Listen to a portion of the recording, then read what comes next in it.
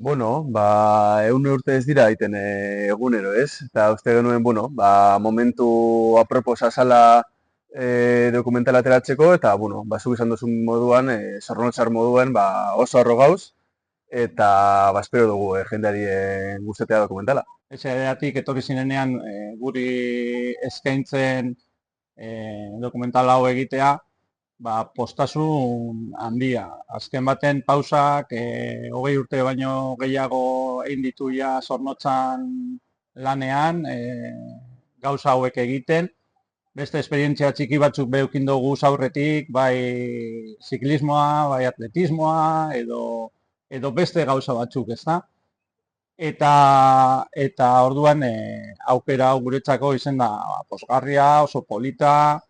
Gainera, esan behar dugu azkeneko igoeratan kontutan eukin zutela ja irudiak ateratzea, irudiak eukitzea bada ez bada, eta klaro, hor egon dire irudi inedito asko dokumental hau egiteko oso potenteak eta oso politak izan direnak. Orduen oso pozik eta gustora. Definituko nuke, herri baten harrotasuna talde batentzat, uste dut.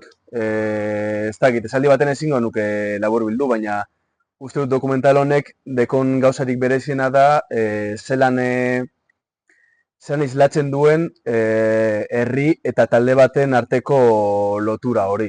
Uste dut horretan sakondu dugula, edo sakontzen saietu garela, eta uste dugu lortu dugula ideia hori islatzen. Badago gauza bat dokumentalean argi gelditzen dana, 100 urte mantentzeko talde bat, edozein talde, behar deuela jende bat atzetik lanean, ezta? Eta SD Amorebitak lortu dau hori, lortu dau 100 urte betetzea beti jende askori esker. Dokumentalean bai agertzen da hori, bai agertzen da baita Anderrek esan bezala herriarekin lotura. Eta gero guk 100 urte kontatzeko denbora asko beharko genuke, orduan gure asmoa izan da azkeneko 25 urteak horretan batez ere zentratzea gure dokumentala.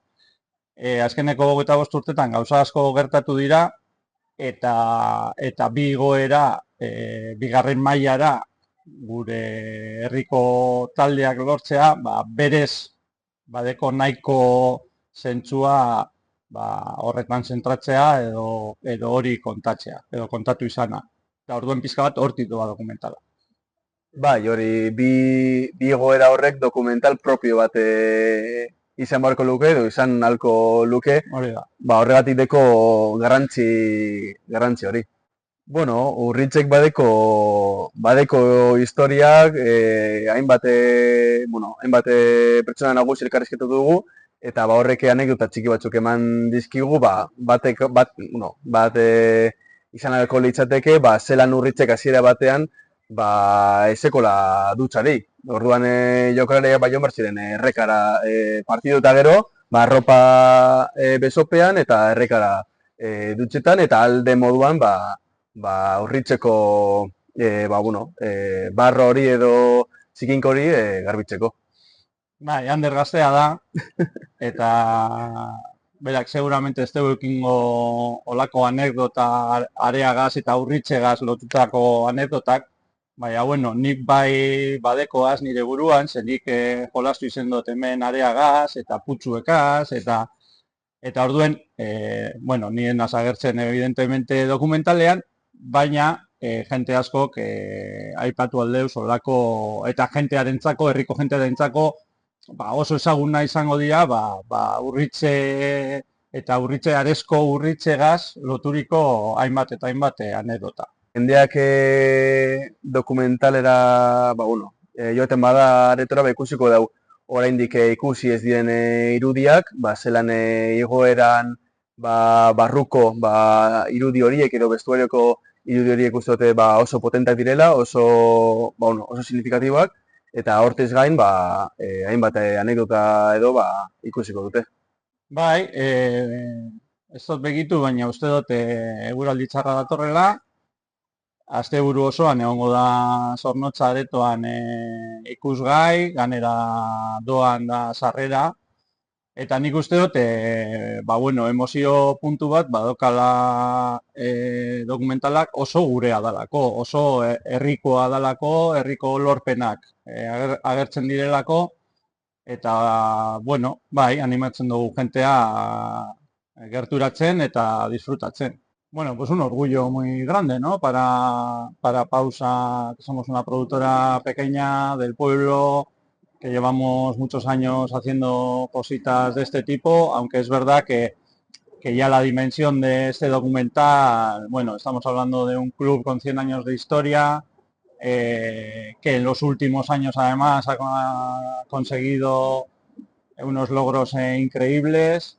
Lo que pasa que también es bueno que se tuvo en cuenta en los momentos en los que estaban sucediendo las cosas, registrarlo en imágenes. Estuvimos presentes en los dos ascensos y eso nos ha dado pie a contar el documental los 100 años, pero sobre todo centrarnos en estos últimos 25 y dentro de los últimos 25 en los hitos que han supuesto pues para un club como la Morevieta estar en segunda división.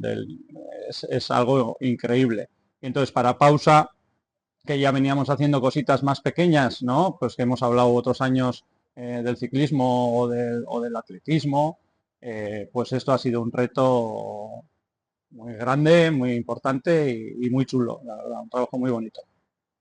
Sí, como tú dices, pues como sornocharra y como aficionado de la Morevieta, es lo más. Al final ves documentales que se han hecho, pues en el mundo del fútbol pues, hay cientos. Y al final, yo como aficionado me gustaría que hubiese un documental sobre la Morevieta. Y yo como sornocharra y como a Morevieta sale, hacerlo, pues oye, es una cosa que te queda ahí, que te queda para ti y qué mejor momento que hacerlo cuando la Morevieta cumple 100 años. Yo lo resumiría como orgullo de pueblo. Yo creo que la sensación que queríamos transmitir y lo que creemos que la gente va a sentir después de ver el documental fue esa mítica frase, ¿no? Sornocha Ranás eta Ronago. Pues yo creo que queríamos que reflejar esa sensación y yo creo que la gente se va a quedar con eso porque al final refleja eso, ¿no?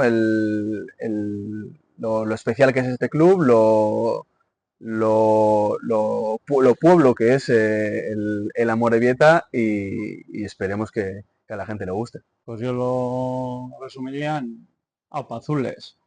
Al final, a través de la palabra azules, ¿no? Hemos desarrollado un hilo conductor que nos ha permitido ir contando precisamente, pues eso, ¿no? Esa conexión de la que habla Ander de club, equipo y pueblo y logros deportivos increíbles. Entonces lo resumiría como Azules, que es lo que nos representa. Sí, bueno, y aprovechando que estamos en Urriche, yo creo que ocupa gran parte del documental y al final pues, hemos entrevistado a muchas personas mayores que también fueron futbolistas y jugaron aquí en Urriche. Y yo, por ejemplo, una cosa que no sabía es que aquí en Urriche hubo un momento donde no había duchas. Entonces los jugadores tenían que bajar hasta el río con la ropa bajo el brazo, pues para ducharse y para limpiarse lo mejor que podían el barro que, que cogían aquí en Urriche. Sí, bueno, el documental recoge testimonios de muchas personas, pero sí que es verdad que igual a nivel de anécdotas, el propio campo de Urriche pues ha dado mucho juego, ¿no? Un campo de arena, de barro, cuando llovía totalmente encharcado, y entonces, pues bueno, Ander es muy joven, pero yo pues he sufrido o he disfrutado de ese campo encharcado donde creías que ya habías chutado y iba a ser gol y el balón se paraba justo en la línea y en el charco. Y a mucha gente de Amorebieta de mi edad, un poquito más joven y un poquito más mayor, pues todo esto le va a recordar, pues bueno, pues aparte de sus vivencias con el tema del fútbol. Bueno, pues no he mirado el tiempo, pero parece que no viene muy bueno el fin de semana. desde luego frío viene seguro, entonces creo que puede ser un buen plan.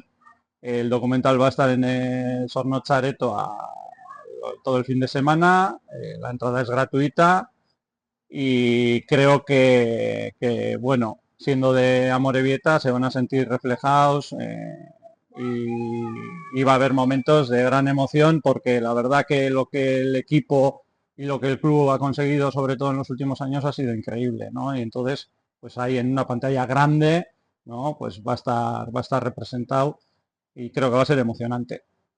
Y sí, si eres Amorebieta sale y te gusta ver imágenes inéditas y que todavía no han salido, pues joder, qué mejor oportunidad que ver el documental de tu equipo, de tu pueblo, y como dices Igor, en pantalla grande, que todo se ve mejor.